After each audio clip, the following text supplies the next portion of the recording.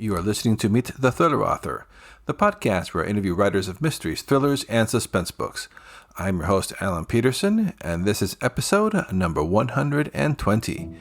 In this episode of the podcast, we'll be meeting K.A. Perry, who brings a unique perspective to her environmental thrillers. Her ability to utilize nature as a catalyst to keep her plot moving and drive the character's pursuit of the truth stems from her own appreciation and love of nature. She spent years practicing environmental law, giving her a unique perspective to writing environmental thrillers. Her debut novel, The Green Beach, is available now. So we'll be talking to K.A. Perry about her writing process, about environmental thrillers, and a whole bunch more, so stay tuned for that. But before we get to the interview, November is National Novel Writing Month, NaNoWriMo. It's a fantastic annual internet-based creative writing project where participants attempt to write a 50,000-word manuscript between November 1st and November 30th. So if you're not familiar with NaNoWriMo, I highly recommend you go check out nanowrimo.org to learn more about NaNoWriMo.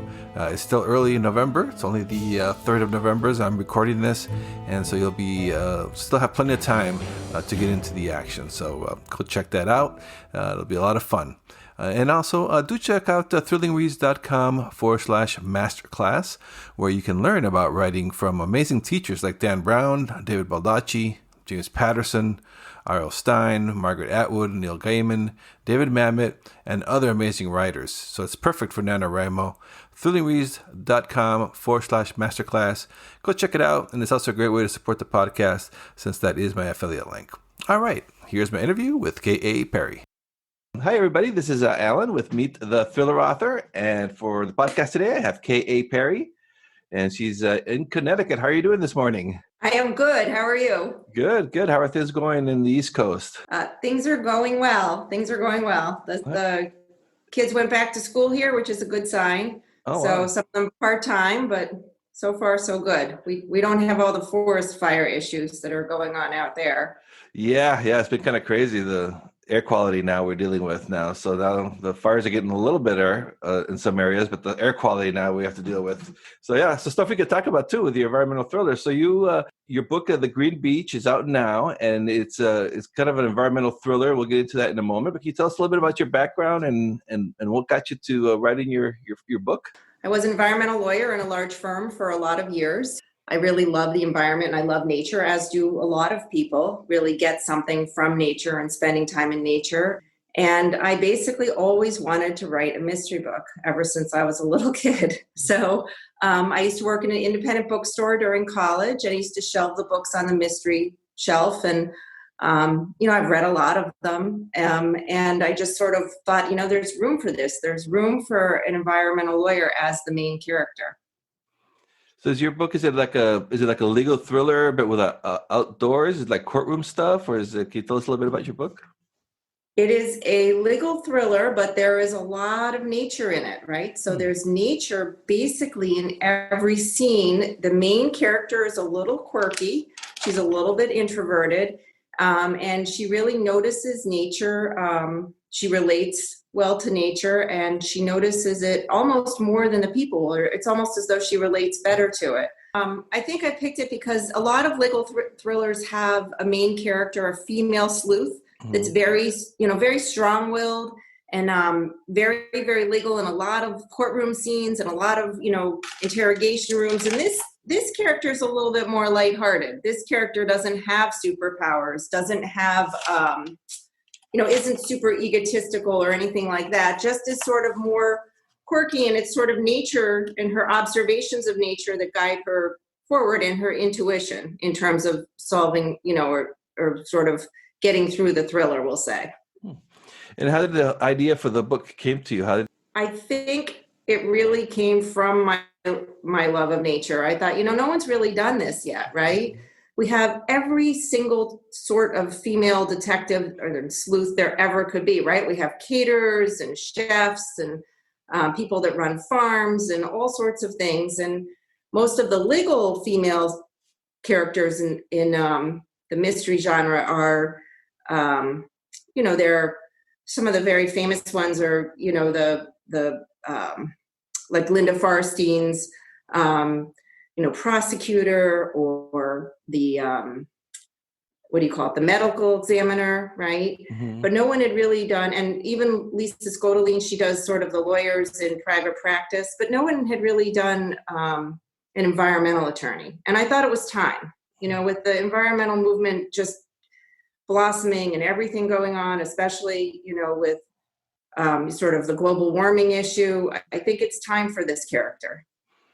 Yeah, I think it's like you said, like everybody, I think even like most people, even if they're more indoors, everyone likes the outdoors at least a little bit. So it's kind of a good hook. And we live in the city in San Francisco, and we kind of got tired of it. So we actually rented a place in the country. So we've been out here for a couple months.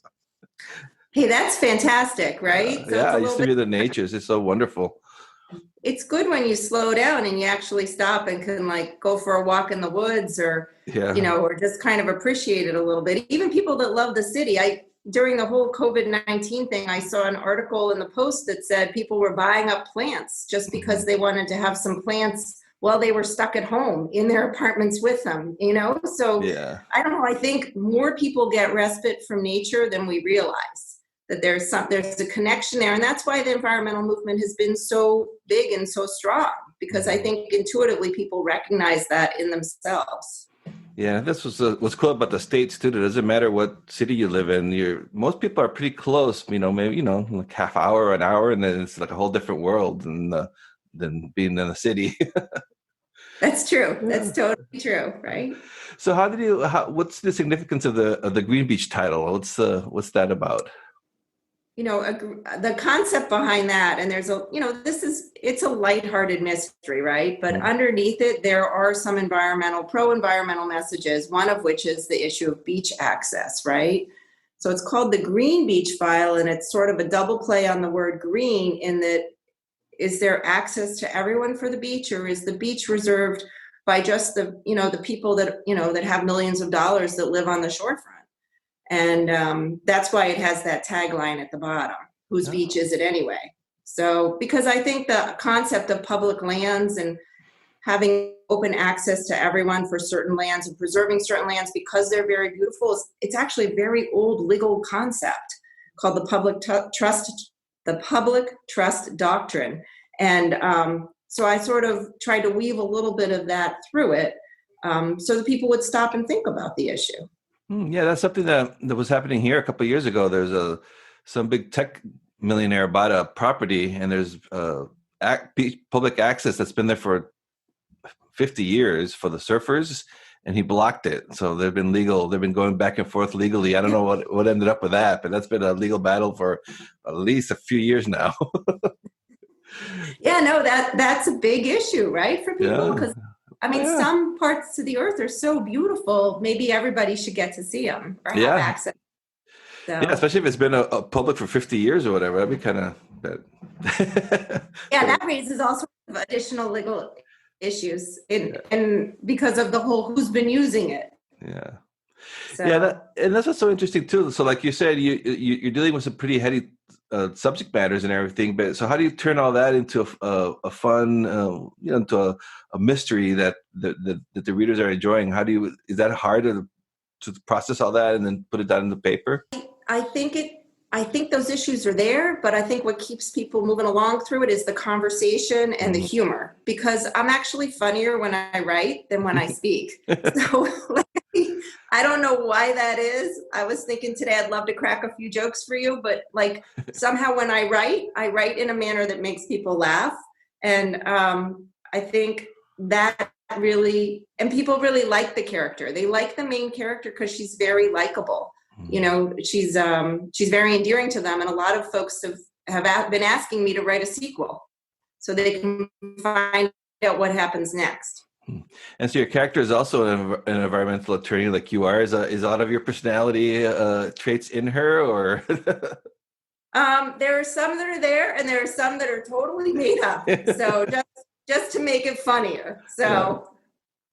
I try to keep it lighthearted because I think the lighthearted mysteries are the most fun, And when we read fiction, mysteries, and thrillers, we read them partially for escape. So, and with how wearing this year's been, I thought a little escape would be good for everybody. So, yeah, that is so true. Yeah, that's what we're reading this to not deal with the real world, so it's kind of nice to to do that. Yeah, especially this year. Yeah, especially this year, right? Yeah. Yeah. And so, what's your process on from the time you get the idea and then you sit down to start writing? How long does that take? What's your process like for getting it starting to write a book? I like to write when everybody else in my household is sleeping. Hmm. And sometimes I'll get the ideas when I'm running, but let's call it what it really is, jogging at this point. And then I'll jot them down and then I'll go back to them and I'll try to work on it. Sometimes I'll just work on it in the early morning hours before anybody else is awake. And a lot of times I'll rewrite it a couple of times just for myself, just to try to get the idea all the way out before, I would even consider it done. So. And did you find that did that pandemic and the quarantine that changed your process a lot with everyone being at home now? And that has made it harder, right? yes. Probably made you a little harder too, maybe. Yeah. I don't know. Yeah. Do you have kids? No, we did not. Well, no, it's just my wife and myself now. But yeah, but just we're both home all day now, and the dynamic's totally different, right? Yeah, I can't imagine with kids with smaller children. Yes. Yeah. It's different. It's made it a little bit harder to write, I think, because writing's something that I do alone, Mm-hmm. So. Yeah. And so you mentioned before, so you always wanted to be a writer. Were you a fan of mysteries and thrillers when you were a reader before you started to write these? Yeah. Yes. I have always been a fan of mysteries and thrillers. And I really, I used to get mad at myself when I was a little bit younger. I'd be like, no, don't read another one. Work on writing one, because they're very addictive, especially if you get into a good series, right? You just want to keep going and going and going and see what happens. But yes, I've long loved mysteries and thrillers. What are some of the writers that have influenced you as a writer now? So that's a funny question, right? Because I'm going to name people that aren't necessarily thriller writers, right? Mm-hmm. But that they force you to sort of live in the world they're writing about in the moment. So one of my most favorite childhood writers was Michael Crichton, because, who wrote Jurassic Park, of all things, but I read all of his writings and Kurt Vonnegut's, because whatever world they've created, you're completely submerged in it. And I guess this goes back to what I was saying about escape fiction. Fiction we read to sort of as a coping skill for our real lives, to sort of have a break from reality. But in terms of mystery writers, I loved the Anna Pigeon books, which were by Nevada Barr. She was a forest ranger in the national parks, and Nevada Barr went and wrote, each book was situated in a different national park. I don't know if you've ever read those, but that's a fantastic set of mystery books. So. Yeah, it's been a long time, but yes, I think those are still going on too, that series. I liked Linda Farstein's books a lot. She wrote about a prosecutor named Alexandra Cooper that I liked, but it's a very different character than the character, like the personality traits than the character in my book. But, sort of those female legal sleuths I've always liked. When you're writing, what kind of scenes do you find that are hardest to write? Transitioning like from, and trying to keep the suspense up, right? So like ending the chapter on a note that's going to make you turn the page to the next chapter, but somehow also leaving a little hint of a transition so that whatever happens next, it blends in, or it transitions well into whatever the next segment is. Right by the seat of your pants, or do you outline everything before you get going? I guess I write by the seat of my pants. Okay. Sometimes I'll have big picture thoughts, we'll call it that, but I certainly don't outline. I'm sure if I were a better writer, I would do that. I don't know. Writing has always been very personal for me. So it even makes me uncomfortable, the idea of people, reading the book, because I'm so shy about the writing. So. Oh yeah, I'm the same way too. I cringe when people are, I read your book. I'm like, no. So, Yeah. Well, yeah, it varies too. I've interviewed a lot of writers, and yeah, some, everything needs to be outlined to the last scene, and some refuse to do it. They're like, no way, it's part of the fun. So whatever works. yeah, whatever works. Yeah. And so, and I always ask this too to my guests. What do you use to write? Is it like Word or some other type of software program? It's just Word. I just sit down with Word and I start going, and I try to think about it in very, very one detail at a time, right? Yeah. To try to create the environment around the person, right? Yeah. Especially with the nature, right? Mm-hmm. Like one little tiny aspect of it at a time. So how much research do you put beforehand? Because if you're dealing with all this, the law and the nature stuff, I mean, you do a lot of research up front.